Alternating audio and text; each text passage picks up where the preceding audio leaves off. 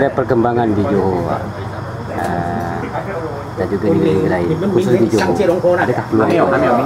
Jadi sebenarnya mengikut kajian yang dibuat pemungutan suara rakyat di negeri Johor, rakyat telah mahu perubahan.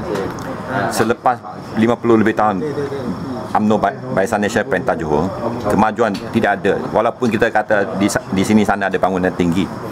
Dengan bangunan tinggi itu tidak bermaksud kita ada pembangunan. Yang pentingnya ialah kualiti hidup rakyat, satu. Yang kedua, pendapatan rakyat adakah dia meningkat? Yang ketiga, pendapatan itu cukup untuk saran hidup harian atau tidak? Itu masalah utama di negeri Johor ni. Nampaknya jawapannya semuanya negatif.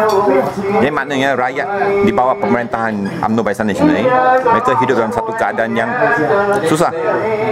Dan kalau banding dengan negeri-negeri Pakatan Rakyat, misalnya di Selangor, Pulau Pinang, di Kedah dan Kelantan, rakyat tak ada masalah. UMNO selalu menuduh bahawa empat negeri bawah Pakatan Rakyat ini tidak adil dan tidak ada kemajuan dan sebagainya.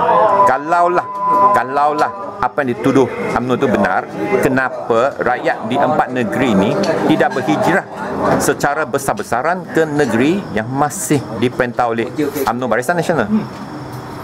Jadi ini terbukti dengan pelaksanaan program-program yang untungkan rakyat, maka Pakatan Rakyat akan terus berkuasa di negeri-negeri yang ada sekarang, dan kita akan kembali berkuasa di Perak, di Terengganu, dan juga kita akan alih Johor ni. Dan Johor ni PAS akan bertanding 28 kursi, dan kita jangka paling kurang kita akan menang 15 kursi. Betul. Dan bagi DAP yang akan bertanding sebanyak 14 kursi, dan mengikut kajian pungutan suara, DAP akan menang 12 kursi. Maknanya antara 56 kursi jumlah yang ada di Johor ni, maka DAP dan PAS akan menang 27, campur lagi kursi yang akan dimenang oleh Keadilan, Parti Keadilan Rakyat, PKR. Maka kita tadi tolak kata Pakatan Rakyat tak ada peluang untuk perintah di sini. Jadi dengan angin perubahan yang sedang bertiup di Johor ni, sebab itulah Abdul Ghani, Menteri Besar Johor ni, kuat turun padang jumpa rakyat. Ini tak pernah berlaku pada zaman yang lalu. Dan Muhyiddin Yassin sebagai ahli Parlimen Pagu dan sebagai Timbalan Perdana Menteri, sebagai Menteri Pelajaran, acap kali balik ke Johor jumpa dengan rakyat. Ini juga tak pernah berlaku pada masa yang lepas bila dikatakan UMNO Barisan Nasional kuat di Johor. Dan ini telah membawa satu mesej yang jelas kepada rakyat di Johor bahawa UMNO Barisan Nasional sendiri berasa getar dan bimbang dan takut mereka akan hilang kuasa di Johor.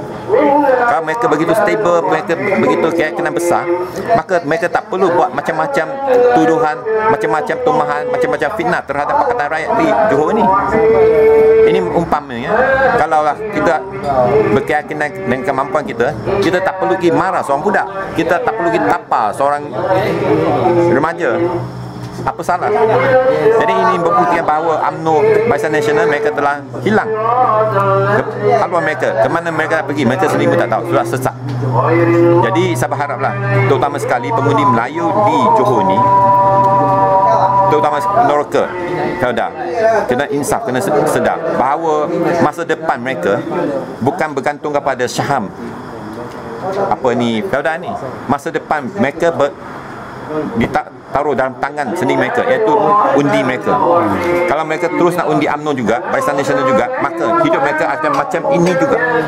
Kalau banding dengan rakyat di Selangor, di Pulau Pinang, Kedah, Kelantan, saya amat bimbang orang Melayu di Johor ni akan ketinggalan banding dengan orang Melayu di Johor, di Selangor, di Kedah, di Pulau Pinang dan di Kelantan. Dan saya, walaupun saya sebagai seorang bukan Islam, bukan Melayu, saya anggap bahawa semangat parti PAS, semangat agama Islam ni, saya anggap orang Melayu beragama Islam ni sebagai adik-beradik saya. Jadi saya berharaplah adik-beradik saya juga hidup dalam keadaan yang senang. Walaupun nak mewah kan, nak kaya itu atas usaha sendiri, tapi hidup senang. Tak ada masalah sosial, tak ada masalah tekanan kewangan dan sebagainya.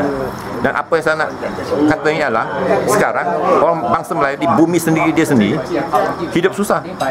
Dan mengikut perangkaan kerajaan pusat, bangsa yang muflis, yang bankrupt, 42% adalah orang Melayu. Kenapa? Maknanya 100 orang yang muflis, yang bankrupt tu 42 orang adalah orang Melayu. Kenapa ini terjadi? Di mana sumber asli di Malaysia begitu kaya? Di mana UMNO kata memperjuangkan hak-hak orang Melayu, memperjuangkan nasib orang Melayu, kenapa masih ada lagi 42% Melayu yang bankrupt? Ini tak logik. Jadi saya haraplah, saya ingat menyuruh kepada bangsa Melayu sendiri dengan hati yang ikhlas sebagai adik-beradik, maka kita harus berani untuk membuat perubahan.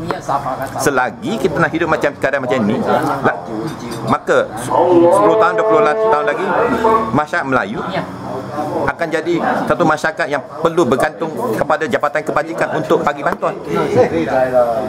Dan ini merupakan satu keadaan yang luar biasa.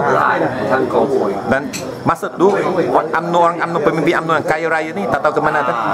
Dan yang akan jadi mangsa bukan orang Melayu yang sokong PAS, bukan orang Melayu yang sokong DAP, bukan saja orang Melayu yang sokong PKR, tapi orang Melayu yang sokong UMNO juga akan jadi mangsa, akan korban kepada apa yang dibuat oleh UMNO yang mengkhianati bangsa Melayu itu sendiri. Okey.